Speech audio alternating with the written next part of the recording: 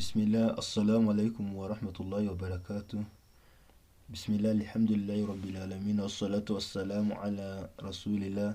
Turashimira Allah subhanahu wa ta'ala dusaba ko yabandagaza amahoro n'imigisha ku ntumwa Muhammad sallallahu alaihi wasallam. Uyu munsi isomo ry'umunsi cyangwa se tugiye kwibukiranya twibaza ngo ni gute nawe wabona ibihembo bya hijja. Dusaba Allah ko aduha ibyiza by'iri somo ndetse adushoboze kuryumva, kurisobanukirwa no kurigeza ku bandi. Allahumma amin. Hijja ni igikorwa mu bikorwa bihambaye muri iyi dini. Allah yavuze muri Quran ngo walillahi ala nasi hijjul baiti man istata'a wa ilayhi sabil.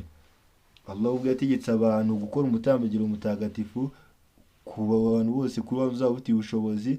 Allah ahita anavuga ngo uzigomeka, kubera ko umuntu wese agize ubushobozi bujya hijja ibihinduka itegeko kuri we. Allah ahita avuga ngo waman kafara fa inna Allaha ghaniyyun hamid. Uzigomeka wese kuri iryo tegeko akanga kuyikora, mumenye ko Allah ni umukungu ushimwa cyane. Iyo tugiye kuri abavandimwe, hari abavandimwe bari gukora umutambagiro mutagatifu, ariko Allah mu muweze mu buntu bwe no mu kwaguka kwe n'abasigaye hari ibyo twateganyijwe ku buryo nawe utabashije gukora hijja nabona ibihembo nk'ibyo. Tugiye kureba bimwe muri ibyo ngibyo, wenda inshallah taala ku bushake n'ubushobozi bwa Allah twifashishije hadithi kugira dusobanukirwe. Kubera ko buri wese yakwibaza ni igikanga umaze gukora hijja mu buzima bwawe, ni kanga wifuza gukora hijja mu buzima bwawe, nubwo ntacyo wagereranya nko kujya gukora umutambagiro mutagatifu ngoro ya Allah subhanahu wa ta'ala, ariko Allah mu buntu bwe mu ngabire ze yagiye ahereza abagaragu amahirwe agiye atandukanye. Kubera iki?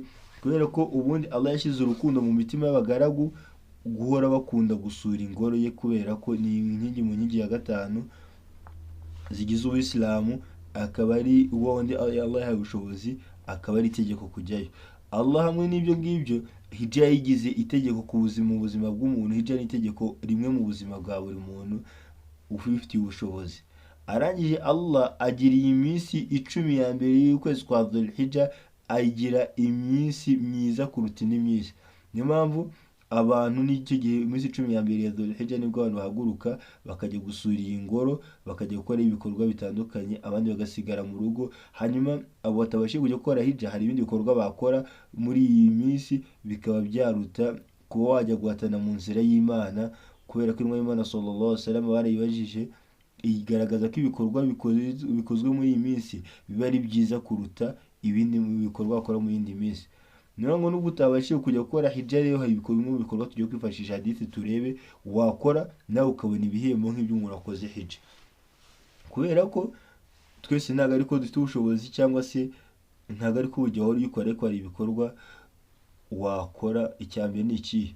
Hadithi ni muri igitabo cya Jami at-Tirmidhi, nimwe y'Imana sallallahu alaihi wasallam yavuze ngo uzasari salatul fajr akayisari muri jama, yarangiza akaguma asingiza Imana aho yakoreye iswala, akaguma asingiza Imana, yarangiza izuba rikarasa, ryamara kurasa agasarira ebyiri za salati duha ikinjiramo, ubu ngubu wabona ibihembo nk'ibyo umuntu wakoze hijja na umura. Ntabwo ari hijja gusa abayisilamu, ni hijja na umura. Nimwe y'Imana sallallahu alaihi wasallam ihita inavuga ngo byuzuye. Abamenyi mu idini bagahita basobanura ko ibyo ngibyo ibyo bihembo binaba no ku mugore wese wakoze iswala akayikorera mu ahantu, yarangiza akaguma asingiza Imana, asoma Qur'ani, akora azkari, izuba ryarasa agasara izo raka, nawe ibyo bihembo ko abibona. Hanyuma icya kabiri ni iki Abayisilamu? Icya kabiri ni ugukora iswala mu mbaga. Intumwa y'Imana sallallahu alaihi wasallam nawe ni hadithi iri mu gitabo cya Sunan Abi Dawud. Intumwa y'Imana sallallahu alaihi wasallam yavuze ngo wa wundi uzava mu rugo amaze kwisukura agiye gukora isengesho ry'itegeko abona ibihembo nk'ibyo wundi washyizemo umwambaro ihram, yani ya myambaro y'abantu bagiye gukora hijja. Sosobaneye ko no kujya kwisukura ukayikora iswala y'itegeko ukayiye kuyikorera ku gihe, ngovuye mu rugo bisukuye, ubona ibihembo nabyo bingana n'ibyo ngibyo. Cya gatatu ni ukuba wava mu rugo ukajya ku musigiti ugiye gushaka ubumenyi cyangwa ugiye kubwigisha. Imana sallallahu alaihi wasallam yaravuze ngo wa wundi uhagurutse iwe akajya ku musigiti afite umugambi wo kwiga, wo gushaka ubumenyi, yo kwigira ibyiza yiga cyangwa se kubyigisha, ngo azafite ibihembo nk'ibyo umuntu wakoze umutambagiro. Ntabwo ari ibyo ngibyo, kuko ubundi kera abantu bo bajyaga bakora ibirometero byinshi cyane bajya gushakisha ubumenyi. Uyu munsi alhamdulillah bwaratwegereye, imisigiti iri hafi, amashuri ari hafi. Ikibazo cyabaye twebwe kugira ngo dukorere ibyo bihembo. Cya kane ni iki? Imana sallallahu alaihi wasallam nawe muri hadithi Imana sallallahu alaihi wasallam ikavuga ngo iki, ngo wa wundi uzashyigikira ingabo zigiye ku rugamba akazitera inkunga, cyangwa se agatera inkunga abantu bagiye gukora umutambagiro, cyangwa se agasigara yita ku bari abo ngabo ibyiciro byabo, yani abagiye ku rugamba ugasigara yita ku miryango yabo, cyangwa se ugasigara yita ku miryango y'abagiye gukora umutambagiro mutagatifu igihe badahari.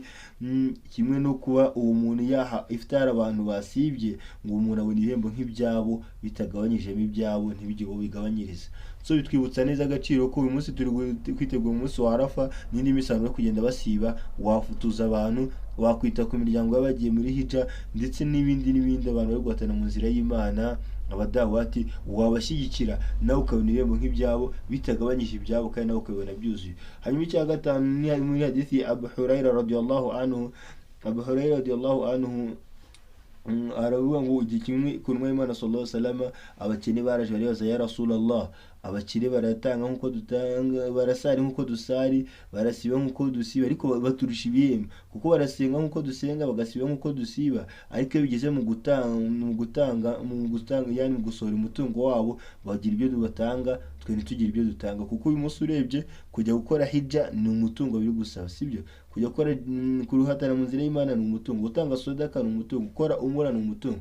Intumwa y'Imana sallallahu alaihi wasallam itibabwira ngo ese mbigisha igikorwa nimugishikamaho namwe muzabona ibihembo nk'ibyabo, kubera ko icyo gikorwa ni ikihe? Ni ugusingiza Imana. Ni hadithi iri mu gitabo cya Bukhari, Intumwa y'Imana sallallahu alaihi wasallam itibabwira ngo mujye muhozaho kuvuga subhanallah, alhamdulillah, Allahu akbar inshuro 33 nyuma ya buri swala, nawe uzabona ibihembo nk'ibyabo. So bisobanuye ko gusingiza Imana nabyo biguha ibihembo nk'ibyahija. Ko Sheikh al-Islam Ibn Qayyim rahimahullah yavuze ngo uburyo gusingiza Imana ni igikorwa cyasimbura gukora hija igihe wowe nta bushobozi ufite, kubera ko Intumwa y'Imana sallallahu alaihi wasallam yabigaragaje ibyereka ko abakene wandi uzabura ubushobozi bwo gukora igikorwa runaka ariko agasingiza Imana abona ibihembo nk'ibyakoze icyo gikorwa. Hanyuma icya gatandatu ni iki?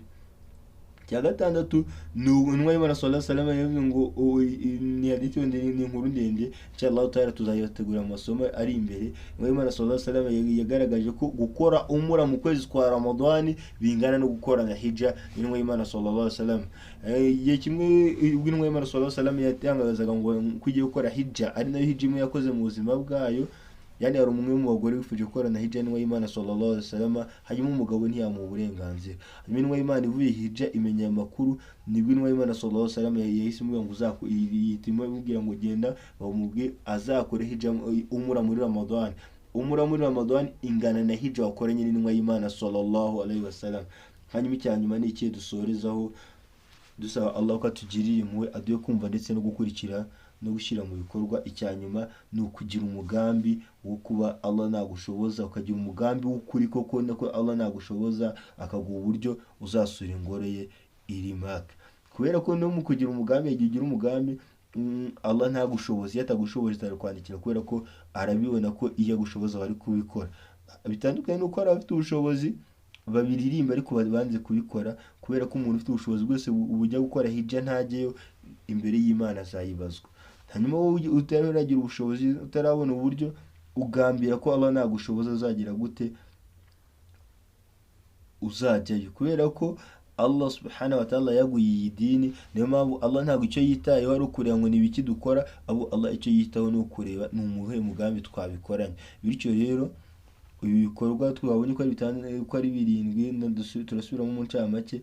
Icyambere ni ugusara salatul fajiri, wangiza ukicara aho wayisariye usingiza Imana, warangiza salati do ikinjamo izuba rikimara kurasa ugahita uyisari. Cya kabiri ni ugukora iswala muri jama wavuye mu rugo wisukuye. Cya gatatu ni ukuhaguruka ugiye mu rugo, ugiye ku musigiti gushaka ubumenyi cyangwa se kwigisha.